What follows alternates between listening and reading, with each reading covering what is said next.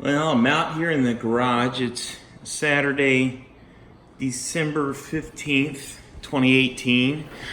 Not quite 7 a.m. yet, and I'm trying to get the brain going with some caffeine and maybe get some desk work done. But I thought I'd share with everyone some of the things that I've been doing here on the bike while it's been raining nonstop here in Texas, and I haven't had an opportunity to ride for a couple weeks now. Well, since I last rode my first race, which is actually nice to have this downtime once in a while. First of all, it gave my hands a chance to heal up. They were literally bloody because I had ridden so much. This is my 2018 and a half KTM factory edition, and it has 25 hours on it, which really isn't that many hours, and a lot of people would probably not do some of the maintenance things that I did to it, and you could get away with that just fine. But I like to keep everything in top shape so that it performs the best, and that way when I'm out riding, at least if anything fails and causes me injury, it's likely to be my own fault or riding technique rather than a mechanical failure. One of the first things that I did here was replace the rear sprocket with a Renthal twin ring. It's steel on the outside, aluminum on the inside, and that's the steel ring on the outside is quite a bit stronger than the stock KTM one, which is like an aluminum alloy, I believe, and along with that, of course, you're supposed to change the front sprocket and chain all at the same time. While I was at it, I decided to go ahead and throw on something that may not probably make a whole lot of difference for me as an amateur rider, nor will I notice it, but being a person in technology and engineering, I always like to try things out and see how they work, and about the only way you can learn what affects your own personal riding style is by trying things. So these are Works Connection Elite axle blocks, and what this does is it frees up the rear axle so that it's a floating axle, more like the Japanese bikes are. And supposedly, with all the forces on the rear axle, that can give you just a little bit more traction in certain situations. From an engineering standpoint, I really had to Google quite a bit to truly appreciate how this is much different than what the stock KTM one was. But after educating myself for a while, I guess appreciate it on a low level what it actually does. The next thing I did is that I adjusted the valve clearance. Technically, at least with KTMs, and I can see it potentially being the case with any new engine where you invested as much money into the engine as what we do for these bikes. I went ahead and followed actually I didn't follow the manual. The manual says to adjust the valve clearance at 1 hour.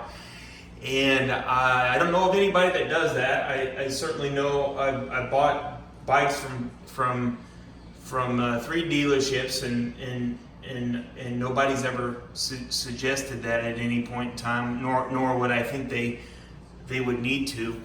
But I did it on my last bike, in my 2017 KTM 450, and I did it around, I'm wanting to say about 40 hours, and it was really far out of spec on the tight side. So there wasn't enough valve clearance, which means that the valves were likely not shutting all the way. And if your valves aren't shutting all the way, then that means your compression is going to leak out. At least on, what in context that would be if your intake valves weren't shutting all the way. On your compression stroke, your compression would leak out, or your exhaust valves weren't shutting all the way. Guess I really have to think this out here. Anything that prevents compression from leaking out of your cylinder when you're in the compressive stroke would potentially degrade your horsepower. I'm not a mechanic, but I've turned wrenches on various things throughout the years, enough to know a little bit about it. So don't criticize me too much if I'm way off on this. I also, when I was in that top end adjusting the valve clearance on this particular bike, it was to be expected. Meaning that it was barely out of spec, which is awesome. It's exactly what I was hoping for, and it was out of spec on what I would think would be the logical side, and that is it was a bit loose. So I tightened it up a bit. If your valve clearance, and when I say valve clearance, I'm talking about the valve lash with your tappets. If that's too loose, then potentially your valves would not be opening all the way, which on an exhaust, on your exhaust stroke, would mean that not all of your exhaust would be evacuating as quickly as it potentially could be, which means that your ultimate airflow through the top end and your output, your horsepower, is not going to be as good. And then if your intake valves aren't opening all the way, you're not going to be pulling in as much air and fuel as you could be. Correct me if I'm wrong on that. As I shoot this video here, I'm also seeing that I installed this KTM bling that I had on my 2017 bike, and wanted to put it back on here. Put on a new gasket while I was at it here when I took off the ignition cover. Also, I replaced the plastics, the fairings at the top. These are about $50 a piece, which isn't too terrible considering they only make about 500 of these bikes. And of course, as always, when you get the plastic, I ordered these online. I cheated on my local KTM dealer. I ordered them online, and when you get them, when they put this particular decal on here, they never do a decent job at it. So I'm not sure why, but the edges of it never want to stick down. And well, the good thing about this fairing, this plastic here, is that this is actually molded into the plastic on this section here. But for some reason, likely to do with manufacturing process, this part's a sticker. So I got pretty anal trying to keep that thing down, and it kept wanting to peel up. I'd put it down every morning. I'd come back out here in the garage and I'd see the damn thing down again. And I cuss at it. But one thing that kind of helped it a little bit, keep it down, as we look in my messy chemical cabinet here, is this sticker on. I kind of saturated it with that. That helped a little bit, but I found that it still came up. So this morning I came out here and rolled out the electric cord and use the heat gun. So we'll see if that stays. If it doesn't stay, when I go to pressure wash it, it's gonna blow it right off. But my knees and everything are gonna tear it up anyway. But it's kind of nice to have it look good when you initially put it on. I guess while I'm on this slide, the other thing I did here is I actually had one of my wheel seals where the lip was torn off of it. If you kind of look down in there, and my guess is that that was a self-inflicted wound that I probably rendered on the bike with the pressure washer. I'm pretty aggressive when I wash the bike to get all the mud out, and probably a bit too aggressive now, as I'm seeing. So I went ahead and I taught myself how to replace those seals. And while I was at it, I thought, well, I may as well replace the bearings, even though there was really no justification to do so. I decided to do it anyway because other than potentially small engines class in high school, I don't think I'd ever replaced the bearing before. So I wanted to know that I could do that, and went ahead and did so.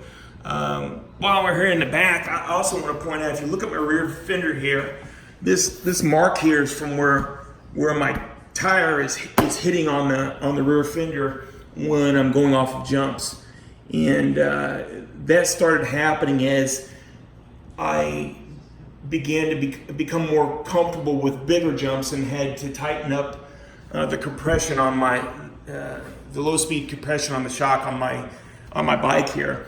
But one thing that keeps happening is this particular bolt comes out, and you can't get it right now. There's an aluminum spacer that goes in here. It's kind of conical in shape, and it's on back order. You can get the bolt actually, but that spacer you can't get. So I had to kind of use some parts that I had in my parts containers over there off of prior year models and screw it in with that. Anything else on this side? Repack the grease in the front wheel bearings. I know what else I did. Kind of really didn't plan on it, but did it on accident.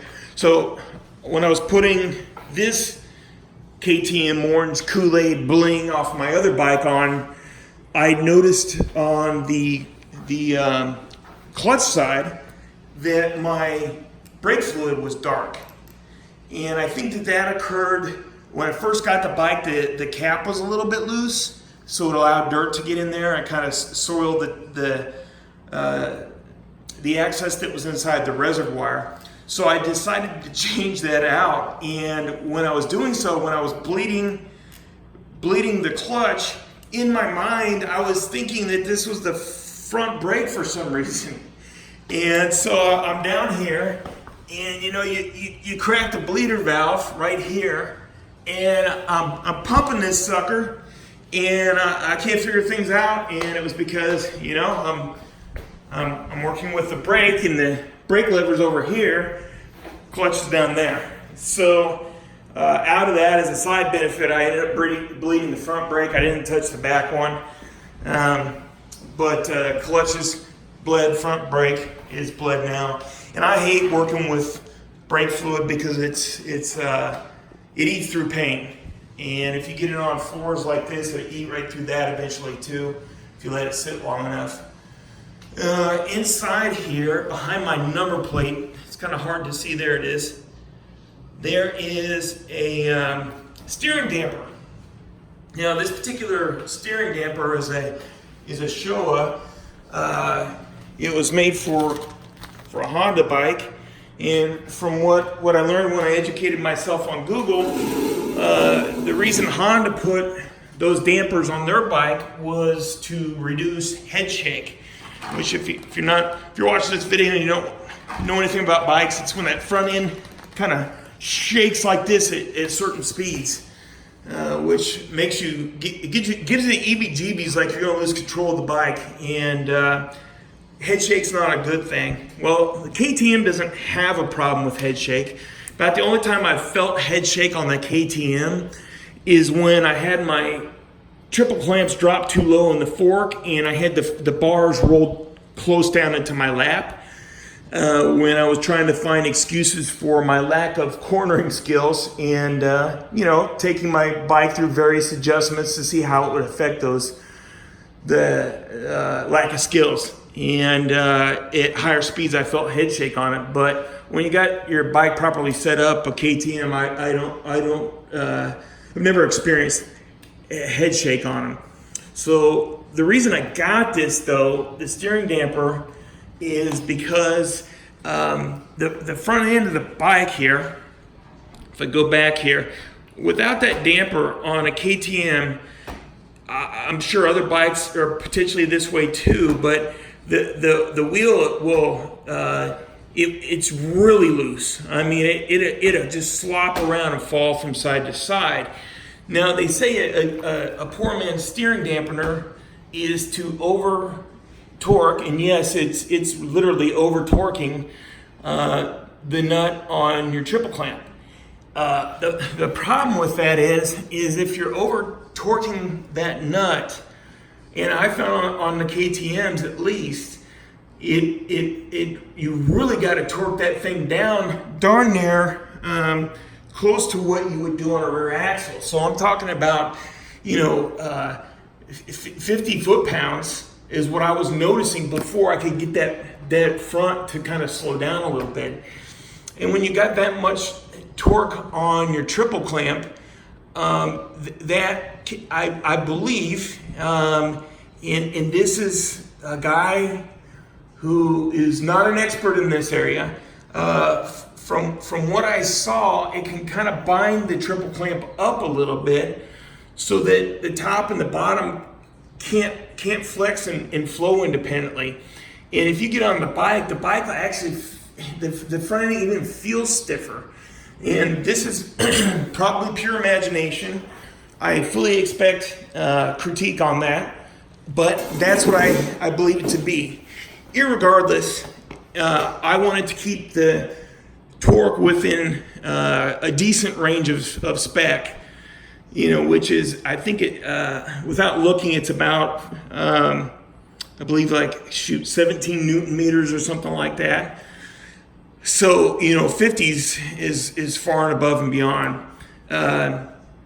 Anyway, short story long, that's what led me to put a steering damper system on. And as you may have noticed, when I pulled the front wheel back here, or the rear wheel down and the front wheel up, it really doesn't affect it that much. But believe it or not, it's there. And where they say that the way this damper is valved, I believe it only affects it at high speeds. So if you're going to get those quick jerks that rip the bars out of your hands, in order to get a true dampener effect, you need to get a revalve kit and revalve that guy. From reading online and even talking to a friend, there were people that commented they didn't notice even much of a difference after the revalve. So we'll see how this works. But one last thing I should note on this kit came from Ride Engineering. In earlier kits of theirs, they had people drilling into the frame, which would be an obvious stupid thing to have people do. Very dangerous. But this kit does not do that. It actually fits underneath or right on top where your triple clamp goes here. I did a clutch job, 25 hours clutch job. Amateur rider like me, not necessary. But I like to keep my bike running good, and at least when you're pulling it apart to inspect the clutch, you got the whole thing apart, and the clutch discs are about $130. And if you're in a position to change them financially, why not do them while you're in there? Otherwise, I could have left those discs in there, and this bike would have been just fine. But if you look at them and inspect them, they were starting to pit out, and the tolerance was going. The clutch pack was shrinking, and most noticeable are the rubber dampers on the inside of the clutch pack had worn down, and it caused extra play between the clutch center and the outer clutch hub, I believe are the name of the parts. And from what I read, that would really mainly only affect the performance when you're engaging the clutch initially. Could be wrong, but I believe that's where it would affect it. Where I think as a rider that would affect me is, I'm pulling a clutch, and it's engaging a little more roughly, and then kind of upsets the suspension a little bit. Quite honestly, could probably not going to change my riding a whole lot, and I'm not doing it for that reason. I just want to keep the bike in top running shape.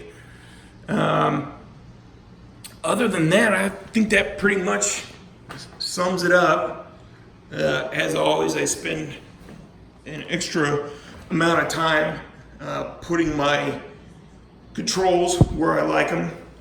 Probably way too much time. I feel like Ryan Dungey. I see him. I hear he's like OCD about where his levers and everything are. I don't think I'm quite that bad, but close to it. So I suppose I should do something in the garage here. I've got way too many projects going on.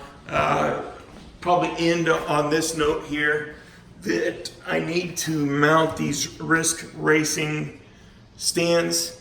And I want to I've got mounting plates for them that I want to put in my, both in my trailer and in my van, so that way I can easily load and unload the bike, and put those exact same stands in either one of them just by sliding these into the mounting plates there. There's that heat gun. Alrighty. Cheers. Happy moto. Supercross on television here.